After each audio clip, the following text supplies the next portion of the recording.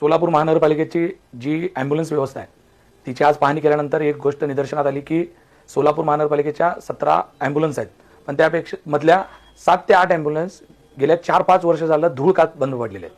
अत्यंत भयावह अशी परिस्थिती आहे. एकीकडे आपण लोकांना सुविधा देत नाही आणि जिथं आपल्याकडे जे काही सामुग्री आहे तिचा वापर करत नाही अशी परिस्थिती आहे.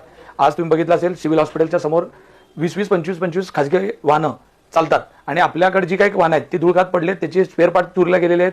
तिथं आरोग्य अधिकाऱ्यांना मी आता बोललो होतो, आयुक्तांशी बोलणं झालं, त्यात एक गोष्ट लक्षात आली की एक कॉल म्हणजे 15 ड्रायव्हर असताना दिवसामध्ये एक कॉल फक्त तिथे केले गेलेत. म्हणजे एकदाच गाडी वापरली गेलेली आहे ज्या आहेत त्या गाड्या.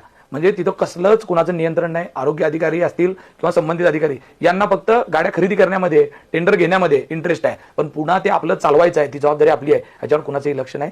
आज तुम्ही बघितलंय की 2022 ची गाडी भंगारात पडलेली आहे आणि सांगतात ते जुन्या गाड्या आहेत. जर आरटीओ सांगते 15-15 वर्ष गाड्या वापरा आणि आपण जर ती गाडी 3 वर्षात भंगारात काढणार असेल तर हे महापालिकेचं कोट्यवधीचं नुकसान हे होतं. ह्याला जबाबदार कोण आहे? त्याच्यामुळं आता मी आयुक्तांना अशी विनंती केली की आपण याच्यामध्ये फौजदारी गुन्हा दाखल झाला पाहिजे की ज्या लोकांनी हे साहित्य चोरलंय, ज्यांची जबाबदारी होती त्या लोकांवर हा गुन्हा दाखल झाला पाहिजे आणि 8 दिवसाच्या आत महापालिकेच्या सर्व ॲम्ब्युलन्स ज्या काय आहेत शववाहिका असतील त्या चालू झाल्या पाहिजेत. लोकांना आपण सुविधापासून वंचित ठेवू शकत नाही आणि असं नाही झालं तर 8 दिवसानंतर आम्ही उग्र आंदोलन शिवसेना पक्षाच्या वतीनं करू.